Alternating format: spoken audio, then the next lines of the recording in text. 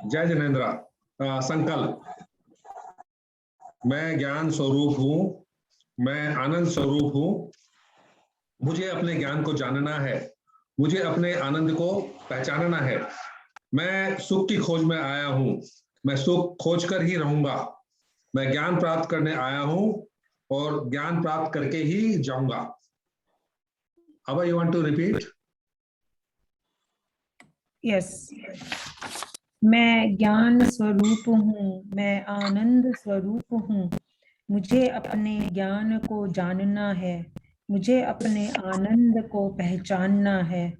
मैं सुख की खोज में आया हूँ, मैं सुख खोज कर ही जा रहूंगा।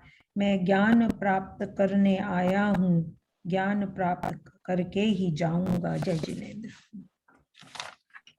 अच्छा, इससे पहले डॉक्टर साहब स्टार्ट करें, कल का रिवीजन करने के लिए कोई पांच छह स्टेटमेंट्स में बताना चाहता है कि हमने कल क्या डिस्कस करा था, या कोई और कमेंट हो या क्वेश्चंस हो?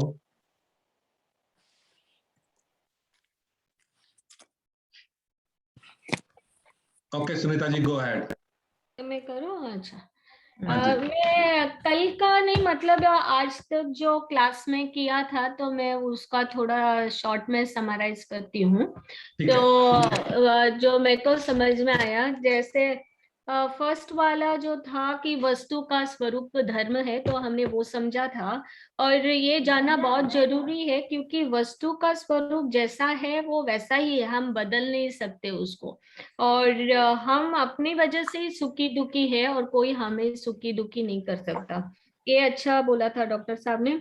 और फिर हमने ये भी देखा कि जैसे क्रमबद्ध पर्याय के हिसाब से जैसे जो जब होना है वो होता है, सब निश्चित है। और अगर हमें कोई भी विकल्प भी आता है तो हम वो कार्य कर सकते हैं, करना चाहिए। लेकिन कार्य का होना या नहीं होना वो उपादान की योग्यता से होता है, वो उनके हिसाब से होगा। हम सिर्फ निमित्त बन सकते हैं और निमित्त कोई भी हो सकता है। तो लेकिन अगर कार्य नहीं होता है तो हमें उसमें टेंशन लेके स्ट्रेस लेने की आवश्यकता नहीं है। हम जैसे विकल्प आते हैं वो कोशिश करनी चाहिए बस। और फिर हमने ये भी देखा था कि जैसे हम हर एक के लाइफ में जो होता है, जो उनके मतलब आयु कर्म के हिसाब से उनकी लाइफ स्पैन इतनी होती है, लेकिन हमें अपने टाइम का सदुपयोग कैसे करना वो हमें आना चाहिए।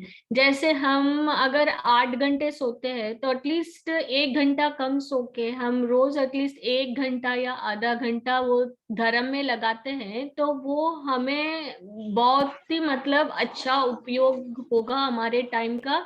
तो आयु तो इतना ही होगा, लेकिन हम अपने टाइम का अच्छी तरह यूटिलाइज करेंगे धर्म में, तो वही सच्चा उपाय है।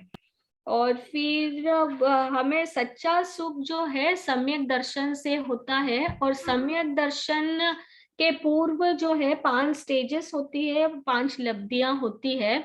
और इसमें हमने कल तक 4 लब्धियों के बारे में देखा था। तो पहला जो लब्धि था वो सयोपशम लब्धि था। सयोपशम लब्धि का मतलब ये है कि समझने लायक योग्यता होना चाहिए। जैसे 8 वर्ष की उम्र होनी चाहिए, तो ताकि एटलीस्ट अपने कैपेबिलिटी होती है समझने की योग्यता के लिए।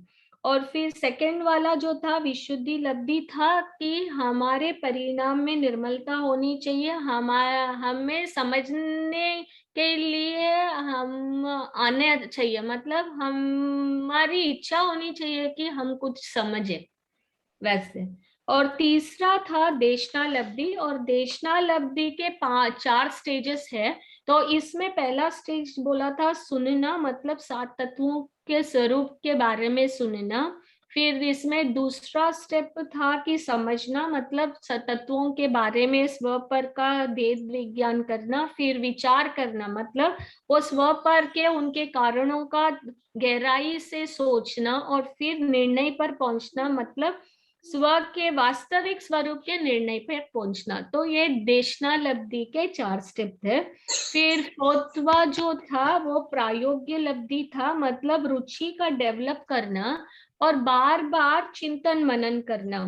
तो हम कि मैं जीव हूँ, मेरे पास जीवत्व शक्ति है, सुख शक्ति है, तो मैं अपने आप इतना मतलब इतनी शक्तियां मेरे में, तो मैं खुद ही स्वाधीन हूँ। और उसका बार बार चिंतन करना कि मैं जीव हूँ और शरीर मेरे से अलग है, और जन्म मृत्यु क्या होती है, ताकि हम उससे दुखी नहीं होते।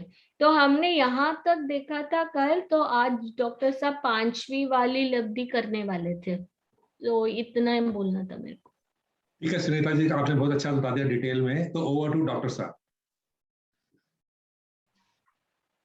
जय जिनेन्द्र। मंगलम भगवान वीरो मंगलम गौतमोरणि मंगलम कुंद कुंदाद्यो जैन धर्मोस्तु मंगलम। सुनीता जी ने बहुत अच्छा बताया, सारे पॉइंट्स कवर कर लिए हैं। तो मेरे को समझ में आया कि आप लोगों को समझ में आ रहा है, आप बोलते हैं तो समझ में आया। 4 लब्धियां हमने समझी थी, 5वीं लब्धि है करण लब्धि। इष्ट होने पे सम्य दर्शन होते ही होता है, कार्य होते ही होता है। ये हो सम्य दर्शन ऐसी बात नहीं, पर इष्ट का जो स्वरूप बताया है, ये अंतर के सारे परिणाम है। ये केवल ज्ञान में परिणाम है।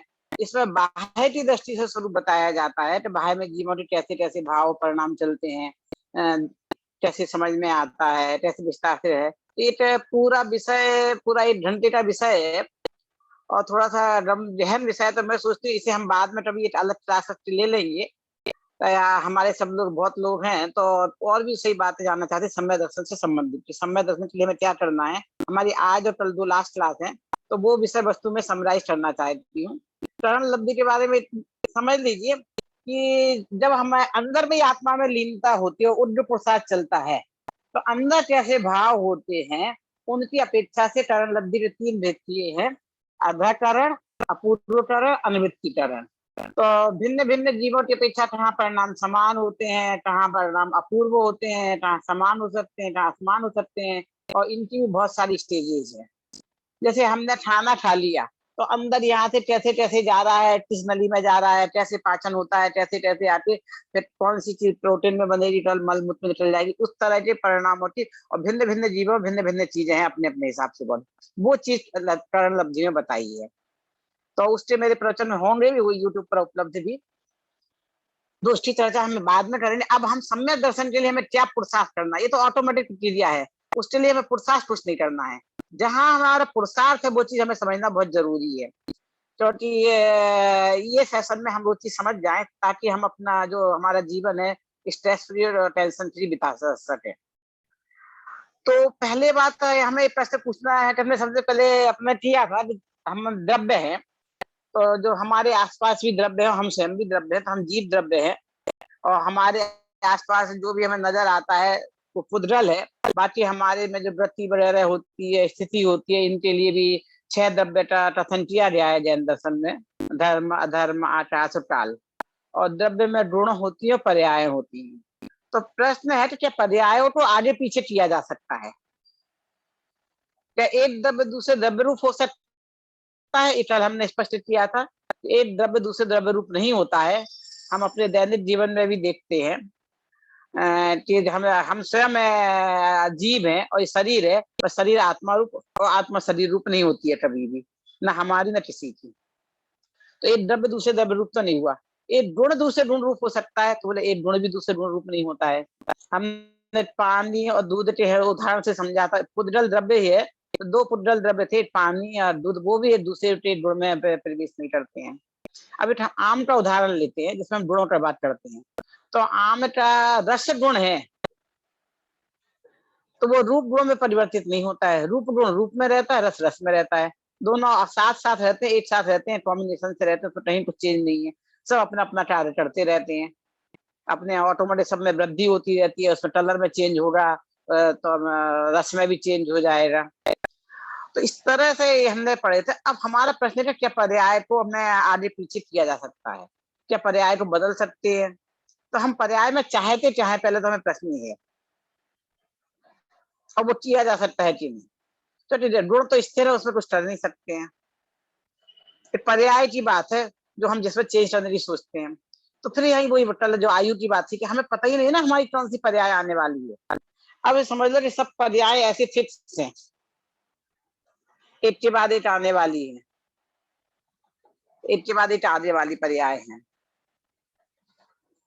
तो जैसे एक मोती की माला रहती है, तो मोती की माला में सब मालाएं पिरी हुई है, और जैसे स्टेट है, अब उसमें से मोती की माला में से आप ऐसे ही हमारी पर्याय एक के बाद एक फिक्स है, तो उसमें से आप क्या चाहते हो? मतलब उदाहरण के तौर पे कि मैं मेरे मम्मी की पापा की आयु बढ़ाना चाहती हूँ, बच्चे की आयु बढ़ाना चाहती हूँ, क्या करना क्या चाहते हैं? तो उन्हें अमर करना चाहते हैं हम कि वो कभी ना मरे, कि नहीं अब ये वो 80 साल के हैं तो बस थोड़ा सा 100 साल के हो जाएं, तो उनकी आयु बढ़ाई तो उन्हें आगे जहां जाना था 100 साल के हो जाए, 150 साल तक रहे, मतलब जो भी जिसकी भावना हो वैसी। तो वो जो आगे जहां जाने वाले थे वहां भी उनकी रिजर्व सीट थी, हमने एक पर्याय हटाई, मोती की माला में से एक मोती हटाया। आप मुझे 1 सेकंड का समय दो तो मैं मोती की माला लाके आपको उसके उदाहरण द्वारा बता दूं। 1 मिनट में मंगाती हूँ। तो मोती की माला से आपको स्पष्ट करना आसान रहेगा।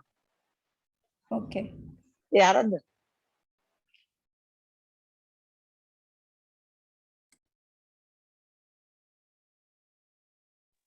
हाँ, तो अभी मैं मोती की माला के उदाहरण से आपको बता दूंगी कि अब हम एक पर्याय हटाना चाहते हैं, पर जो पर्याय हटा रहे हैं वो उसे नमस्कार कर देना चाहते हैं हमेशा के लिए, कि उसे कहीं और ले जाना चाहते हैं, और कितने दिन के लिए आगे ले जाना चाहते हैं, पीछे ले जाना चाहते हैं। हमें विचार तो करना पड़ेगा ना कि मम्मी बीमार है, तो आज मम्मी के पेट में दर्द हो रहा है, तो आज पेट में दर्द नहीं उठल हो जाए, आज सिर में दर्द नहीं उठल हो जाए, ऐसा चाहते हैं कभी ना हो। तो जो जो पर्याय निश्चित किसी न किसी पे तो होगी, तो वो पेट दर्द किसे हो, पर उस पर्याय को कहीं ना कहीं ले जाना पड़ेगा ना। और हमने एक पर्याय हटा दी तो पूरी व्यवस्था चरमरा जाएगी। व्यवस्थित व्यवस्था हम कैसे बनाएंगे? कि जो पर्याय, तो जिस समय से हमने पर्याय निकाल लिया वो जगह खाली हो जाएगी। जैसे वो ऐसे पिरामिड बनता है ना, तो पिरामिड का क्या है कि वो फिक्स है, तो उसमें से एक ईंट हटा दी कहीं से, वो ईंट हटाई तो पूरा वो चिरमिरा के गिर जाता है, महल गिर जाता है, पर वो एक ईंट हटाने में पसीना छूटता है, और वो हटाएंगे तो कहाँ लेके जाएंगे? विचार का बिंदु ये है। आप कौन सी पर्याय हटाना चाहते हैं, कौन सी ले जाना करना चाहते हैं?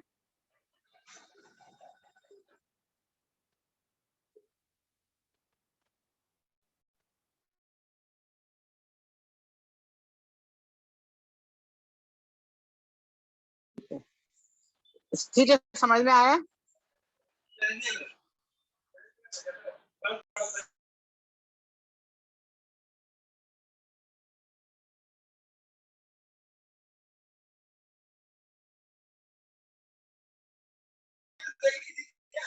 क्या मेरी आवाज आ रही है? हाँ जी, आ रही है, आ रही हेलो? है। बीच में चली गई हाँ, थी बीच में से आवाज। लगा। हाँ हाँ, ठीक है। तो हम हमारी चर्चा चल रही थी पर्याय को हम हटा सकते हैं। अब मैंने कहा कि हम जो मैं एक तो हमें पता नहीं ना वहां पे उम्र कितनी है, तो हम कैसे सोच रहे थे नहीं भैया कि वो 80 साल की हो रही है, मान लो मैं 60 की हूँ तो मेरी मम्मी 80 की तो होंगी ना, 20 साल बड़ी थी। तो अब आपको तो पता नहीं है ना कि 10 साल बढ़ा दूं, अरे उनकी 10 साल ऑलरेडी बड़ी हुई हो तो आप किस आधार पर बढ़ाना चाहते हो, क्या करना चाहते हो? दुख की पर्याय किसे देना चाहते हो और उसकी पर्याय किसे दोगे? तो यदि हमने एक पर्याय हटाई तो सारी व्यवस्था चरमरा जाएगी। अरे बरसात है, बादल उठते आ रहे, आज नहीं बरसे, यहाँ नहीं बरसे तो कहाँ जाएंगे? फिर वहां बरसने वालों का क्या होगा? अब जैसे स्वर्ग है, नरक है, सब जगह सीट निश्चित है। जो जीव है, किसी जीव को मनुष्य रति में आना है, किसी को देव रति में जाना है, और सीट खाली रहती नहीं है। जैसे प्रधानमंत्री की सीट खाली नहीं रहती है ना, एक प्रधानमंत्री जब पुराना प्रधानमंत्री ऑफ हो जाए तो डिक्लेयर नहीं करते जब तक नए का निश्चित नहीं कर लेते हैं। तो ऐसे ही तो वहां पे हम यहाँ व्यवस्था बना रहे हैं, तो वो पर्याय की जगह व्यवस्था क्या बनाएंगे? और जो लाएंगे वो पर्याय किससे आएगी, कब आएगी, कौन ले लेगा? हमने मैं इसलिए मृत्यु से ले रही हूँ, हमने अपनी माँ की मृत्यु टाली तो वो मृत्यु किसे देंगे हम? तो उसकी मृत्यु किसे जाएगी? तो एक एक व्यवस्था, एक मोती हटाया माला का हमने, तो पूरे माला बिखर जाएगी। वो एक मोती नहीं हटता है, तो पर्याय का एक समय तो हटाने का प्रयास करेंगे, सब हट जाएगी। इसलिए पर्याय को हम ना आगे पीछे कर सकते हैं, ना हटा सकते, कुछ नहीं कर सकते, सब अपने अपने समय में फिक्स है। ये हमारी आंख इधर होंगी, कभी ऐसा क्यों नहीं होता है कि आंख इधर हो जाए, कान इधर आ जाए, नाक इधर हो जाए, मुंह इधर हो जाए? ये कौन बनाता है, कैसे बनता है, अपने आप कैसे सही व्यवस्थित प्रक्रिया में आ जाती है? ऑटोमेटिक चल रहा है ना। तो फिर यदि हमने नाक को यहाँ ले गए तो ये कान दो हैं, तो दो कान यहाँ कैसे आएंगे? यहाँ जगह खाली हो जा रही, इसका क्या होगा? तो यदि हम तो एक बार विचार करते हैं, यदि हम गंभीरता से तर्क पूर्वक, तो हमें समझ में आता है कि नाम पर्यायों में चेंज कर सकते हैं, गुण में चेंज होते ही नहीं, जो होता है ऑटोमेटिक होता है, और द्रव्य तो स्थिर है ही है। द्रव्य एक अपने स्वरूप की दृष्टि से स्थिर है और उसकी पर्याय बदलती रहती है। तो एक द्रव्य दूसरे द्रव्य रूप नहीं हो सकता है, एक गुण दूसरे गुण रूप नहीं होता है, और हमारे अंदर जो शक्तियां हैं बिखर कर अलग नहीं होती है। तो इस तरह हमारे अंदर अलग अलग शक्तियां, अलग अलग गुण विद्यमान है, अनंत शक्तियां हैं। तो हमें अपनी शक्ति को पहचानना है। हम अपने आप को कमजोर महसूस करते हैं तो दूसरे का सहारा लेते हैं। अब ये हमें 7 तत्व क्यों जानना है, 6 द्रव्य क्यों जानना है, और 7 तत्व 7 ही क्यों है, तो मैंने इसकी चर्चा की थी। एक्चुअली में हमें तो अपने आप को जानना है। मैं अब उस ओर बढ़ रही हूँ कि हमें बिल्कुल tension free, stress free life बितानी है, जहाँ पे जरा भी दुख ना हो, जहाँ पे सुख सुख रहे और सुख के साथ दुख ना आए। तो उसकी प्राप्ति हम कैसे कर सकते हैं? तो उसके लिए बोला था रत्नत्रय से। रत्नत्रय में आए सम्यक दर्शन, सम्यक ज्ञान, सम्यक चारित्र। अब सम्यक दर्शन के लिए आया हमें सपर भेद विज्ञान। कल मैंने कहा था 7 तत्वों का श्रद्धान, आज बोला सपर भेद विज्ञान। 7 तत्वों का श्रद्धान बोलो, सपर भेद विज्ञान बोलो, एक ही बात है। एक्चुअली बात है तो हमें जो अपने आप को जानना है, और अपने आप को ही जानना है। जब अपने आप को जानना है तो मैं कौन नहीं हूँ वो भी जानना है। भाई आप ये कैसी बात कर रहे हो? ये तो हम अपने आप बहुत अच्छे से जानता हूँ कि मैं रमेश हूँ, मैं सुरेश हूँ, मैं सीता हूँ, मैं गीता हूँ, मैं सुनील हूँ, मैं सुनीता हूँ। हम तो अपने आप को जानते हैं अच्छे से। नहीं, ऐसा जानना नहीं। जिस शरीर में मैं पना है, अहम पना है, इस शरीर में नहीं, जो आतंकवादी भी समझ रहा है। और जो मैं हूं, मैं तो छोड़ के चला जाऊंगा, दुख से शरीर को दे सकते हैं, मुझे नहीं। वो चीज का स्वरूप हमें जानना है। तो अपने आप को जानना। तो अभी एक बच्चे को हमने कहा कि जा बेटा मौसम्बी ले आ बाजार से। वो संतरा ले आया। अरे तुम मौसम्बी भी नहीं पहचानती? अरे ना वो मौसम्बी पहचानता है ना संतरा पहचानता है, दोनों ही नहीं पहचानता है। तो मौसम्बी बनाने के लिए उससे संबंधित चीजें, बड़ा नींबू, माल्टा, उस संबंधित सारी चीजें बतानी पड़ेंगी।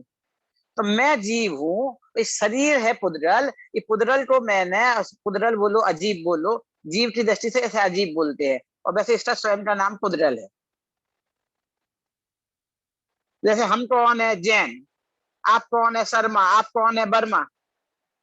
तो हम कहेंगे और कौन कौन है कि भाई इतने 10 जैन है, 20 जैन है और 10 अजैन है, एक शब्द में बोलना हुआ। कोई अपने आप को अजैन बोलता नहीं है, वो शर्मा वर्मा है।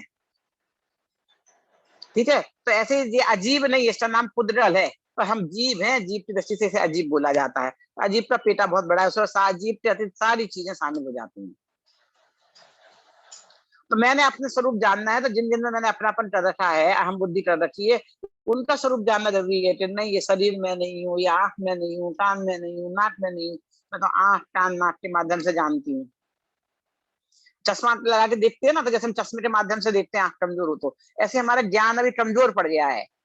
तो वो ज्ञान आंख के माध्यम से देख रहा है, कान के माध्यम से सुन रहा है, नाक के माध्यम से सूंघ रहा है, रसना इंद्री के माध्यम से चट रहा है, और स्पर्शन इंद्री के माध्यम से ठंडी गर्म का, कड़े नरम का ज्ञान करता रहता है।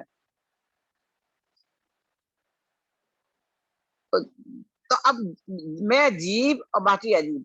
तो बच्चे को हमें सिखाना पड़ता है कि भाई देखो, ये मौसम्बी की पहचान है। तो बच्चे कैसे समझते हैं? जिससे ना चाकू से काट कर बनाए वो मौसम्बी, और छिलका उतारे वो संतरा। तो बाजार में जाएगा तो पूछेगा ऐसे कैसे पहचान होगी? तो हमें जीव का स्वरूप जानना है। और मैं जीव में ठगा नहीं जाऊं, दूसरी चीज नहीं आ जाए, तो अजीब को मैं जीव ना मान लूं, चलती फिरती चींटी कबूतर को देखकर उन्हें जीव ना मान लूं। ये बाहे में जो है, इस शरीर दिख रहा है, आत्मा दिख नहीं रही है, पर इसे सुख दुख का वेदन हो रहा है। ये कुत्ता भौंक रहा है ना, तो इसका मतलब इसके अंदर आत्मा है। और इसे हम कुछ भी कर रहे हैं, मार रहे, पीट रहे, इसमें आवाज नहीं आ रही है ना, इसका मतलब इसकी आवाज, आत्मा निकल रही है। तो ये शरीर है, वो आत्मा नहीं है, जीव नहीं है, मैं नहीं हूँ। हम आत्मा की बात करते हैं, जीव की बात करते हैं, जैसे परायेपन की महसूस होता है। अब हमें अपनेपन के रूप में जानना है, मैं कौन हूँ, मैं कौन नहीं हूँ। तो ये शरीर मैं नहीं हूँ, मैं आत्मा हूँ। तो ये आत्मा का पूरा स्वरूप जानना है, और जिसमें हमें आत्मा होने का भ्रम हो जाता है, उन चीजों का स्वरूप भी जानना है। तो हम कह देते हैं जो चलता फिरता है वो जीव। पहले हमें ऐसी परिभाषा पड़ी थी। तो भाई चलते फिरते तो ट्रेन और बस और प्लेन भी है, और जो उड़ते हैं वो जीप नहीं कहेंगे तो फिर उड़ने पक्षी को अजीब कहना पड़ेगा, और प्लेन को जीप कहना पड़ेगा, उड़ते हैं तो जीप कह देंगे। तो इस तरह से जीव अजीब की हमें सही परिभाषा जानना है। तो जीव में चल फिर रहे तो धर्म हो रहा है, स्थिर रह रहे हैं, एक जगह बैठे हैं, इनमें कभी जीव का भ्रम नहीं हो जाए हमें। तो इसलिए हमें 6 द्रव्यों की जानकारी आवश्यक है। अब एक छोटा बच्चा होता है, तो जैसे हम उसे धीरे धीरे घर में सिखाते हैं ना, सबसे पहले वह घर में कोई भी आया, ये कौन, ये मामा। मामा के दोस्त साथ में आए, ये कौन, इनको क्या बोलूं, ये भी मामा। दोस्त से दोस्त आए, ये भी मामा। माने मामा के दोस्त मामा, नाना के दोस्त नाना, चाचा के दोस्त चाचा, दादा के दोस्त दादा। तो बच्चे को आपने सिखाया, तो बच्चे को जैसा आप सिखाओ सीख गया। तो हमारे क्या होता है, बच्चे चीजें मांगते हैं हमसे, ये दे दो मम्मी, वो दे दो, और हमें उसे देना नहीं है ज्यादा। तो बोलते हैं कि मामा जी आएंगे लाएंगे, नाना जी आएंगे लाएंगे, मामा और नाना पे टाल देते हैं कि मामा नाना तो कभी कभी मिलने आते हैं ना, आएंगे कुछ गिफ्ट लाएंगे, तो कह दिया मामा से मंगा लेना। अब बच्चे को मामा से और नाना से अपनी डिमांड रखने की और पूरी करने की आदत हो गई। एक दिन मामा के दोस्त आए, बच्चा थोड़ा बड़ा हुआ, पर आदत तो उसकी वही थी बचपने वाली। उसने दोस्त से कहा कि मामा आप मेरे लिए साइकिल नहीं लाए, आपने मेरे को प्रॉमिस किया था नेक्स्ट टाइम आए तो मेरे को साइकिल लेके आना। अब वो मामा मामा नहीं थे, मामा के दोस्त थे, वो आउट पोजीशन में आ गए, बल ऐसे इधर पल झांकने लगे। तो मम्मी पापा ने बात संभाली, बेटा अभी नहीं, बाद में लेके आएंगे। फिर समझाया, बेटा हर किसी से मानते नहीं है पीछे से। तो बोले मम्मी आपने कहा था मामा से मानते हैं। ये मामा मानने वाले मामा नहीं है, ऐसे मामा नहीं है, वैसे मामा है। बच्चा नहीं समझता ऐसे मामा वैसे मामा। बोले कहने के मामा है, कहना तो मामा है, पर इनसे डिमांड नहीं कर सकते। जो तुम्हारे दूसरे मामा आए जो हमेशा आते हैं उनसे बोलना। और जब बच्चा धीरे धीरे बड़ा होता है तो ये भेद विज्ञान करता है, ऐसे और वैसे का भेद हम ही सिखाते हैं ना। पहले सब में अपना तो करना सिखाया, ये घर भी मेरा, ये घर भी तेरा। तो वो सबको, नाना का घर भी मेरा, दादी का घर भी मेरा, सबका घर अपना। पर धीरे धीरे उसे समझ में आना शुरू हो जाता है, अपने घर की पराये घर की पहचान होने लगती है, अपनी गाड़ी और पराये गाड़ी की पहचान होने लगती है। नहीं, ये नानी की गाड़ी है, ये नाना की गाड़ी है, ये मामा की है, ये मम्मी की है, पाप ये मेरी है। समझ में आता ना छोटे छोटे बच्चों को। उसके लिए 8 साल की उम्र जरूरत नहीं है, आजकल तो बच्चे बहुत होशियार हो रहे हैं, और 3 और 5 साल के बच्चे भी समझने लगे हैं ये बात को।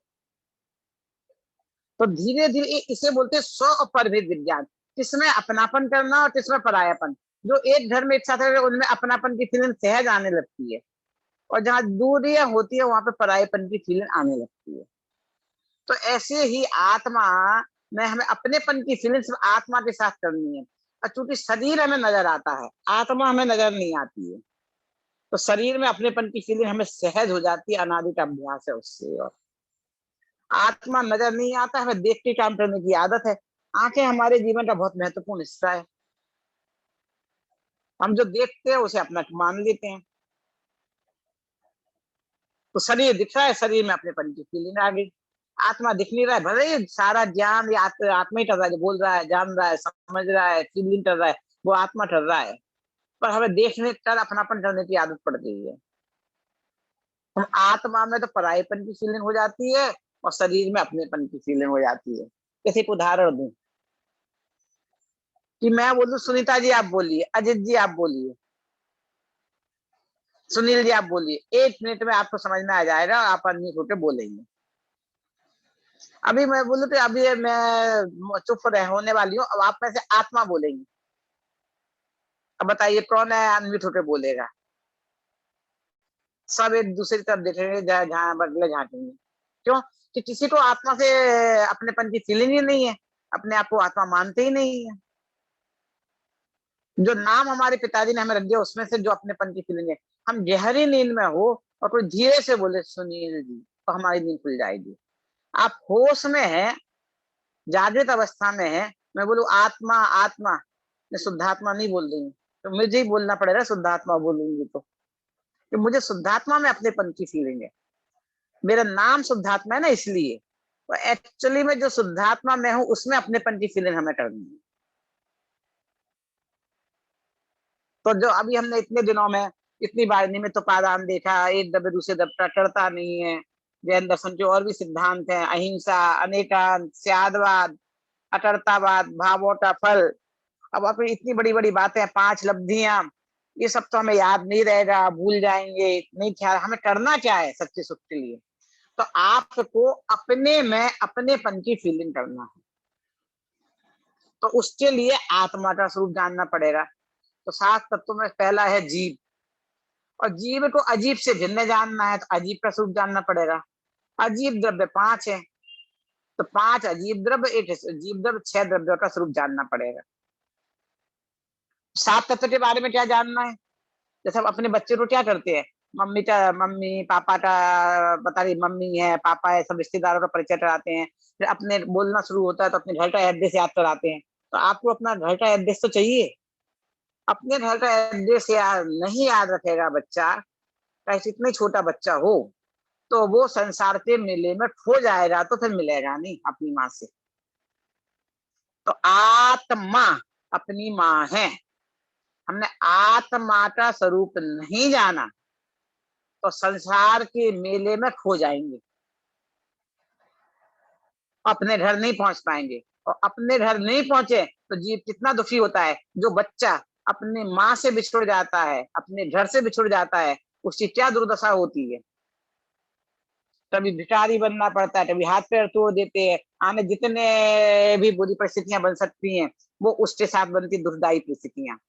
तो हम अपनी आत्मा से बिछड़ेंगे तो संसार में नरक के डंडे, रति के जो कुत्ते के, घोड़े के, बैल के हम देखते हैं ना, नाक छेद रहे हैं, उसको हमें चुभा रहे हैं, दौड़ा रहे हैं, जो जो कष्ट होते देख रहे हैं, वो सारे कष्ट हमें सहने होंगे। इसलिए अपना आत्मा को पहचानना, उसका स्वरूप जानना, पता जानना बहुत जरूरी है। तो इसीलिए हमें वो आत्मा का स्वरूप जानना, उसमें अपनेपन की फीलिंग होना, वो ही सम्यक दर्शन है। तो यही मैं हूँ, ये मैं नहीं, ये भी मेरा घर है, ये भी मेरा घर है, ये भी मेरा घर है, नो। तो एक घर बता, पहले जमाने में पूरा एड्रेस याद कराते थे, अब इतना मोबाइल नंबर तो याद करा दो सबसे पहले, मोबाइल से सब ट्रैक हो जाएगा, चीजें समझ में आ जाएंगी। तो आत्मा का स्वरूप जानने के लिए हमने आत्मा का स्वरूप जाना, जीव का जाना, अजीब 5 द्रव्यों का जाना। अब जब आत्मा में अपने में अपनापन तो करता नहीं है, पर अपने ये शरीर और अपने आसपास की चीजों में अपनापन करने लगता है। तो जो बच्चा अपने माता पिता में तो अपनापन कर रही नहीं, अपने पड़ोसी से अपनापन करने लगे, उनसे एक्सपेक्टेशन करने लगे, सुखी हो पाएगा क्या? कि पड़ोसी कभी डांटते नहीं है, गलत काम कर लो तो भी कहते कोई बात नहीं बेटा, कोई बात नहीं, अरे 1-2 दिन की बात है, तो उनकी जिम्मेदारी बदल तुम कुछ नहीं करने वाले। ऐसे ही पड़ोसी को तुम अपना मानोगे, सभी को अपना मानोगे, दुख हो गए, इसको जो तकलीफ हो रही है वो तकलीफें तो मैं होंगी। तो जब ये जीव अजीब में अपनापन करता है, पर में अपनापन करता है, राग करता है, देश करता है, तो कर्म आ जाते हैं। आप अपने आप माँ से बिछड़े, अपने में अपनापन नहीं किया, अपने घर से बिछड़े, बाहर गए, तो बुरे तत्व आपकी ओर आकर्षित होते हैं। आपकी निगाह इधर उधर गई, किसी में आपने खोजा, अपनेपन की फीलिंग की, और वो आपके हाथ से चिपक जाता है। तो वो बच्चा जो खोया था, उसने किसी से कहा कि मेरे बेटा माँ के पास पहुंचा दूं, वो समझ जाए बिछुड़ गया है, हमने राग किया, पर से अपनापन किया, उसे अपना समझा, तो उसने दुख देना शुरू कर दिया। तो हमने पर में अपनापन किया तो कर्म आके हमसे, 8 प्रकार के कर्म हमसे आते चिपक गए। तो कुछ कर्म अच्छा बन के हमारे साथ आते हैं, कुछ बुरे रूप में आते हैं। तो 8 गुंडे हैं, तो कुछ गुंडे तो अच्छे गुंडे बन के आते, बचाने वाले बन के आते हैं, और कुछ हमें परेशान करने वाले आते हैं। तो परेशान करने वालों से परेशान होते हैं हम, तो जो बचाने वालों की ओर हम आकर्षित हो जाते हैं और उनके साथ उनमें फंस जाते हैं और संसार में घूमते रहते हैं, उनके जाल में फंसते उनके साथ चले जाते हैं। और डॉक्टर साहब की हुक्मचंद जी की भारत की पुस्तक है मैं कौन हूँ, उसमें इसका उदाहरण मेले में बच्चा खो गया, एक से 2-3 उदाहरण बहुत अच्छे हैं, वो पढ़ेंगे तो आपको सब मिलेंगे। उतना यहाँ समय नहीं बताने का। तो अपनी बात, तो यदि हम जो अपने से गए तो ये 8 टर्म हाथ से चिपक गए, इसे बोलते टर्म आए आए, और हम उन्हीं भावों में उलझे रहे, पर में अपनापन करते रहे, तो वो हमसे आगे बंध जाते हैं। तो जीव अजीव ये 2 द्रव्य जब ये दोनों मिलते हैं तो 5 संतानें होती हैं। 5 संतानें कौन कौन होती है? आश्रव, बंध, संबर, निद्रा, मोक्ष। और सबकी 2-2 होती हैं। आश्रव भी 2 प्रकार के, बंध भी 2 प्रकार के, संबर भी 2, निद्रा भी 2, मोक्ष भी 2।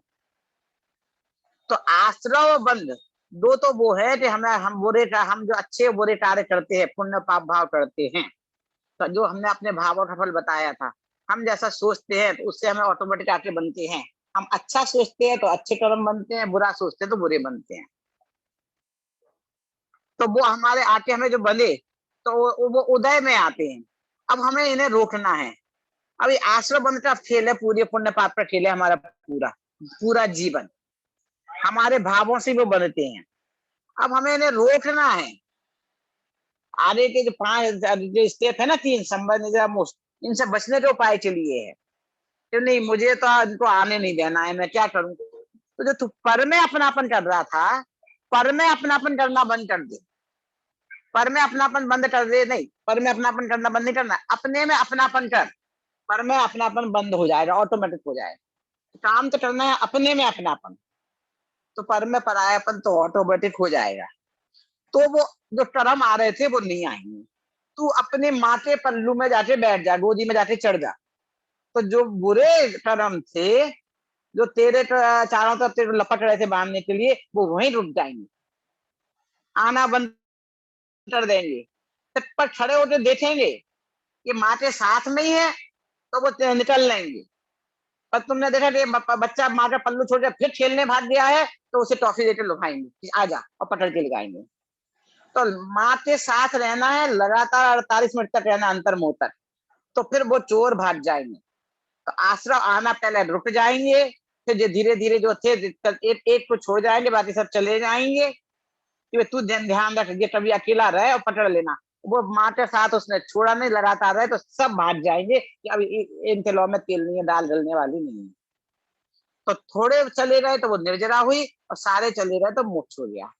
फिर कोई भी दुख, वो सब सारे बनवास, अब बच्चे को बिंदास होकर खेलने छोड़ दो अपने घर में। अब कभी भी कोई गुंडा बदमाश आएगा नहीं, उसे समझ में आ गया अब कोई दुख हमें नहीं छू सकता है। हम अपने में, अपने आत्म स्वरूप में, तो यही मैं हूँ जो मेरा ज्ञान स्वरूप है। ज्ञान की जो चर्चा की थी, ज्ञान एकमात्र ऐसा साधन है जिससे हम संसार में सुखी होंगे, जिससे हम भाव में, परभाव में, पारलौकिक लौकिक कोई भी सफलता ज्ञान से हासिल हो। उस ज्ञान में आनंद का वेदन, अपनेपन की फीलिंग, वो है आत्मानुभूति, उसी का नाम है सम्यक दर्शन। वो हमें टिक जाती है तो हम सब दुखों से, संपूर्ण दुखों से मुक्ति हो जाती है। इतना सा करना है, बाकी अपने में अपनापन किया, पर में परायण हो गया, वो भी सिर्फ 48 मिनट, तो पुराने सारे पाप नष्ट हो जाएंगे। आप बताइए पार्श्वनाथ ने कितने देर किया था? सबको जिनको हुआ है 48 मिनट में ही हुआ है। बाकी कहते नहीं नहीं भाई देखो, आदिनाथ को तो 1000 साल लगे थे, बाहुबली को 1 वर्ष लगा था। अरे वो तो उनका ध्यान बाहर आ जाता था, वो बच्चा बार बार अपनी माँ का पल्लू छोड़ के बाहर भाग जाता था। वो हमें दिखते हैं एक जगह खड़े हुए ध्यान करते हुए, पर उनका मन चित्त चंचल हो जाता था, वो फिर बाहर चला जाता था।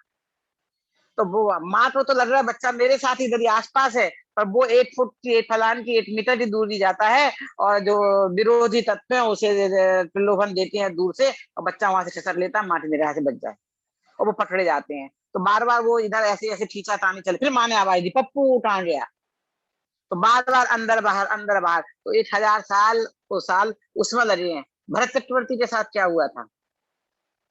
वो तो गए, दीक्षा ली और ध्यान में बैठे लगातार 48 मिनट तक, और बस तो भगवान बन गए। हर एक व्यक्ति 48 मिनट में ही बनता है, लगातार कंटिन्यूशन चाहिए उसका, बस लगातार आत्म ध्यान चाहिए, बार बार आपने बंद कर दिया नहीं।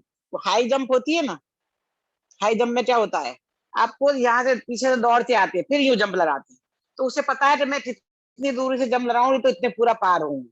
तो बार आती है जाती है, आती है जाती है, आती है जाती है, फिर उसे समझ में आ रहा है इतना हाई जंप मैं नहीं ले पाऊंगी, पर एक बार लास्ट में तेजी से आती है और जंपो पार, लाइन पे टच किए ना, उधर चली रही तो जीत रही, और लाइन से नीचे रही तो इधर गिर गए। तो वो कंटिन्यूशन में लाइन को एक बार में पार करके उधर जाना है, पार करके उधर पहुंच गए तो हम उसमें पहुंच गए, हमें केवल ज्ञान प्राप्त कर लिया। फिर आयु रहे हमारे पास, कोई प्रॉब्लम नहीं है, रात देश समाप्त हो जाना चाहिए, घातीय कर्म में जाने चाहिए, 4 कर्म नष्ट होने चाहिए, फिर आयु अपने समय पे चली जाएगी, उसके साथ साथ नाम घातीय कर्म ऑटोमेटिक चले जाएंगे। उनके शरीर के रहते हुए कुछ हमें फर्क नहीं पड़ता है, राग नहीं रहना चाहिए। शरीर के रहते रहते हम परिपूर्ण में सुखी हो सकते हैं, राग की उपस्थिति में हम सुखी नहीं हो सकते हैं। और इससे इतने में पुरुषार्थ क्या है, सिर्फ अपने में करना है, कहीं जाहर नहीं है। तो मेरे अभी क्या कर सकते हैं, तो हम तो अभी कुछ नहीं कर सकते, क्यों कि अभी तो लॉकडाउन चल रहा है हमारे यहाँ, तो होने वाला है। अरे भाई तुझे कहीं नहीं जाना है, घर में ही रहना है, तो अपने में अपने आप को देखना है। लॉकडाउन और अच्छा मौका है तुझे अपने आत्मानुभूति करने के लिए। तो ज्ञान को ज्ञान का स्वरूप जानना है, ज्ञान को ज्ञान में जमना रमना है, ज्ञान को ज्ञान का स्वरूप पहचानना है। दुनिया का स्वरूप जानने बैठा है, अपने ज्ञान का स्वरूप नहीं जान रहा है, गलती हमसे ये हो रही है। तो दुनिया को जानने निकलेगा तो दुनिया को जानेगा, अपने आप को तो दुनिया को जाना तो दुखी होगा, अपने आप को जानेगा तो सुखी होगा। तो सभी लोग अपने आप को जानने का पुरुषार्थ करें, प्रयास करें, इसी भावना से विराम लेती हूँ। अब आपको किसी कोई प्रश्न हो, कुछ पूछना हो, डाउट हो आश्चर्य में विषय में कुछ तो पूछ ले, वो हैंड रेज कर दें, सुनील जी उनसे पूछ लेंगे। नहीं है तो आज मैंने क्या बात बताई, क्या समझ में आया नहीं आया, कुछ और डाउट पूछ लीजिए। है 5-7 मिनट है हमारे हाथ में। ठीक है अजीत जी, जय हाँ नहीं बोलिए बोलिए, आप रूपाली जी बोलिए। जी, जय जिनीन मैम।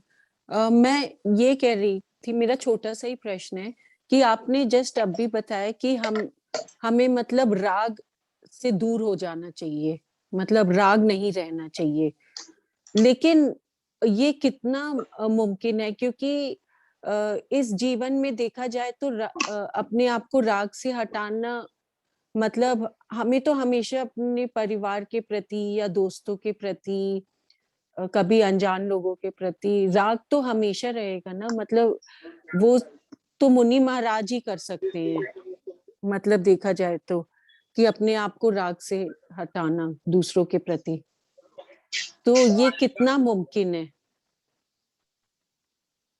हाँ, जो आपने बहुत अच्छा पूछा, मुनिराज भी तो हम तुम में से ही हुए थे ना, तो जो मुनिराज बने हैं पहले हमारे तुम्हारे जैसे ग्रस्त थे ना वो। हाँ, तो मैं कोई कम उम्र में मानती तो हो सकता है शादी नहीं हुई हो। हाँ, तो धीरे हाँ, धीरे उन्होंने इस अवस्था में रह के अभ्यास किया ना, तो इनकी पूरी स्टेज है, 11 स्टेजेज है इसकी। जो जी पुरुषार्थ होता है इसी अवस्था में रह के होता है, पर हो सकता है, वो हो नहीं सकता ऐसी बात है। पहले वो हम तुम जैसे बच्चे थे, जैसे महावीर आदिनाथ का देख लो, जो आज मुनि है वो भी है, हमारे से बड़े हुए, फिर उन्होंने तत्व ज्ञान किया। तो हमें राग हटाने का पुरुषार्थ नहीं करना है। जैसे एक उदाहरण देती हूँ मैं, कि जी मेरे घर में अंधेरा हो रहा है, आपके घर में भी अंधेरा हो जाता है कई बार, तो अंधेरा दूर करने के लिए आप क्या करेंगे कि अंधेरा दूर हो जाए? बताओ, आप ऐसे हाथों से हटाएंगे तो अंधेरा दूर हो जाएगा क्या? नहीं, आप कितना पुरुषार्थ करेंगे अंधेरा दूर हो जाएगा? आपको प्रकाश करना है, अंधेरा दूर करने के लिए अंधेरे में कुछ नहीं करना है, आपको प्रकाश करना है, रोशनी करनी है, लाइट करनी है। तो आपने जी लाइट का एक स्विच ऑन किया, अंधेरा ऑटोमेटिक दूर हो जाएगा। तो रात दूर करने के लिए राग में कुछ नहीं करना है, हमें अपने में पुरुषार्थ करना है। जैसे कि आपकी शादी हो रही है, बच्चे हैं, तो जैसे पहले आपकी शादी के पहले आप अब स्कूल में पढ़ती थी, कॉलेज जाती थी, तो उनके दोस्तों से जो अपनापन था, तो शादी होते दूर जी हो रहे, तो जो इतनी दूरी हो रही, तो उनसे वो अपनापन आज भी विद्यमान है, चला गया है, थोड़ा परायापन आ गया है ना। तो जो जी साथ, जी तो हम यहाँ अपने में कहीं अपनापन आया तो दूसरे परायापन तो ऑटोमेटिक हो जाता है, परायापन करना नहीं पड़ता है।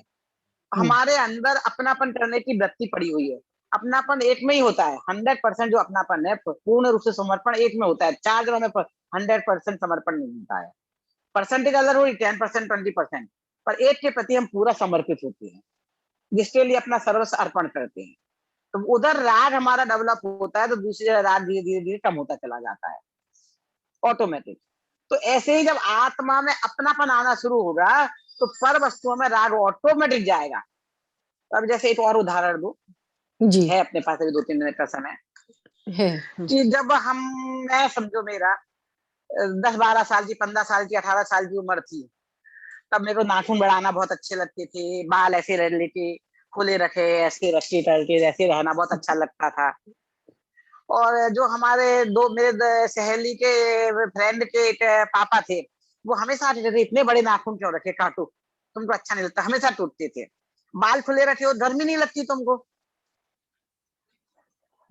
जितना ही टेम्परेचर हो। तो जी उस समय हमें सुंदर दिखने का विकल था, जी और मुझे लगता था कि हम खुले बालों में ज्यादा सुंदर लगते हैं, और ऐसा करके नहीं लगते हैं। तो वो सुंदरता गर्मी को ढक देती थी। अब जो उम्र के हिसाब से सीधा आया, अब सब लोग बोलते हैं आप बाल खुले रखो, बहुत अच्छे लगते हो। तो मेरे को लगता नहीं, गर्मी लगती है, मेरे को तो थोड़ा बाल खुले रखना अच्छा लगता है, और मैं बार बार बांध लेती हूँ। तो ये तो है, जब वो तो भी कहते रहते थे मेरे से, तो भी मैं क्या करती थी, नहीं काटती थी। अब कोई कहता नहीं है, और थोड़े से ही बढ़ते तो मेरे को अंदर से प्रॉब्लम होनी शुरू होती है, इरिटेशन होता है, तो लगता है काट लो। तो जो उम्र के हिसाब से सुंदर दिखने का विकल्प वो सबकी ऑटोमेटिक जा रही है। जब अंदर से भाव आते हैं, अंदर से राग खत्म हो जाता है, तो बाहर चीजें मैं अपने आप ऑटोमेटिक चेंज आता है। मैं ऊपर से ला दूंगी तो नहीं आएंगे। तो जब धीरे धीरे हम अपने साथ जाएंगे, तो अंदर से ऑटोमेटिक बाहर में हमारे राग खत्म होते चले जाएंगे। आज हमारे अंदर हाँ राग है, तो राग को खत्म करने, राग में कुछ नहीं करना है हमें। इसलिए मैंने इतना पूरा टाइम आज जो बताया, अपने में अपनेपन की फीलिंग करना है। तो वो हाँ अपनेपन की हाँ फीलिंग करना, तो आपका प्रश्न चाहिए अपनेपन में फीलिंग कैसे आए हमें।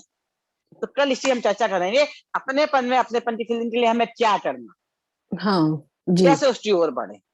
जी पुरुषार्थ बहुत हमारा अच्छा। वो है, जैसे पुरुषार्थ रहते, बाकी तो पर में जो कर रहे प्रयास है, अपने में अपनेपन की फीलिंग का पुरुषार्थ होता है। पुरुष हमें आत्मा, आत्मा के लिए किया गया पुरुषार्थ पुरुषार्थ है। मैं आत्मा हूँ, उसमें अपनेपन की फीलिंग के लिए जो हम काम करेंगे वो पुरुषार्थ होगा। तो पुरुषार्थ में हमें क्या करना चाहिए, कैसे करना चाहिए, उसकी चर्चा हम कल करेंगे। जी बहुत अच्छे। किसी को और कुछ जी पूछना है समय? Thank you. हाँ, 2 मिनट और हैं, पूछना चाहे तो। समझ में आया रूपाली जी आप? जी बहुत अच्छा, बहुत जी। पर मैं मेरा बस एक छोटा सा है, मतलब मैं जो भी आपने बोला मैं आपसे अग्री कर रही हूँ, लेकिन फिर भी मैं थोड़ा सा ये कहूंगी कि जैसे आपने उदाहरण दिया कि हाँ हमारे जो पुराने दोस्त रहते हैं, हमारा धीरे धीरे मतलब हम आगे बढ़ जाते हैं, हमारा उनसे राग काफी हद तक कम हो जाता है। लेकिन उसके उत्तर में मैं थोड़ा बहुत ऐसा कहूंगी कि हमारे पुराने पिछले जो भूतकाल है उसमें हमारा राग कम हो जाता है, लेकिन जो हमारा प्रेजेंट है उसमें फिर हमें नए लोगों से राग हो जाता यस। हाँ, तो अभी है हम ना? राग तो राग को हाँ काट रहा है। अभी हमें अपने हाँ में, तो अपने में अपनेपन के राग से पर के राग को काटना। अभी पर के राग ने पर के राग को काटा है, हाँ तो वो अब राग ने राग को काटा। अब जैसे पर के राग ने पर के राग को काट दिया है, हमें दूरियां हुई तो परायापन हुआ, नजदीकियां हुई जिन जिन से आप दूर हो गए उनसे जी परायापन होता गया, जिन जिन के नजदीक आते गए उनसे अपनापन हो गया। अब हम आत्मा हाँ से, अभी हमारी दूरियां हैं, तो आत्मा हाँ से नजदीकियां कैसे लाएं जिससे उसमें अपनापन हो।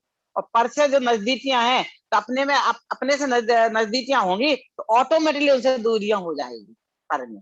उसके लिए कुछ करना नहीं पड़ेगा आपको, जी मैं यही कह रही हूँ। उसके लिए प्रयास कुछ जी नहीं करना होगा, हाँ अंदर से भाव पनपेंगे तो बाहर में त्याग ऑटोमेटिक हो जाएगा। अभी मेरे को सब हाँ बोलते हैं इधर पहनो, उधर पहनो, जेवर पहनो, नहीं, मेरे को लगता है, मेरे को इरिटेशन होता है, मुझे नहीं चाहिए, मुझे ऐसी सुंदरता नहीं जी चाहिए जिससे मुझे तकलीफ हो। जी तो ये अंदर से आया ना, तो अब कोई मेरे को नहीं करवा हाँ सकता है। और मेरे को, मैं बाहर से होता तो मैं फिर करती रहती। तो मैं अंदर से वो वृत्ति आनी चाहिए। हम पहले त्याग के ऊपर जोर देते, इसलिए मैं त्याग की कोई बात नहीं कर रही हूँ। त्याग सहज होगा, हमें सिर्फ नॉलेज लेनी है, ज्ञान लेना है। ज्ञान पहले होता है, फिर श्रद्धा होती है। ज्ञान हो रही, श्रद्धा हो रही, तो आचरण में ऑटोमेटिक आई। क्या सही है क्या गलत है उतना बताना हमारा उद्देश्य है, आपको नॉलेज देना उद्देश्य है। तो गलत चीज, कोई भी गलत काम करने नहीं चाहता है। हर व्यक्ति अपने हिसाब से सही काम ही करता है। चोरी करता है ना चोर, तो उसे सही अपने आप को पहले जस्टिफाई कर लेता है, फिर सही समझ के ही करता है। उसे गलत काम समझेगा तो छूट जाएगा। आतंकवादी आतंक करते हैं ना, उसे सही समझ से करते हैं, गलत समझ से नहीं करते हैं। बस हमें गलत काम को गलत समझना जरूरी है, इतनी सी बात है जी। ओके ओके, बहुत अच्छा जी। जय जिन। ठीक है, तो अभी टाइम हो गया आप साहब। चलिए दिमाग स्थिति कर लीजिए। जय जिन। जावाणी के ज्ञान ते सूझे लोकालो,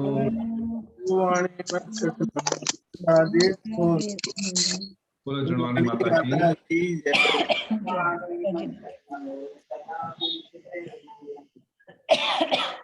अच्छा, आज की एक सूचना है कि रात को 12 बजे से, हमारे सिडनी टाइम बहुत मुश्किल टाइम है, लेकिन 12 बजे से लेकर 2:30 बजे तक परमागम ऑनर्स का बाई एनुअल इवेंट है, जिसमें परमागम के जो हमारे एग्जाम के रिजल्ट्स बताए जाएंगे। उसके अलावा जो है मुमुक्षु लीग का जो हमने प्रेजेंटेशन बनाए थे वो भी दिखाए जाएंगे। जो देखना चाहे देख ले, नहीं तो वीडियो में देख लेंगे। जय जिनेंद्र।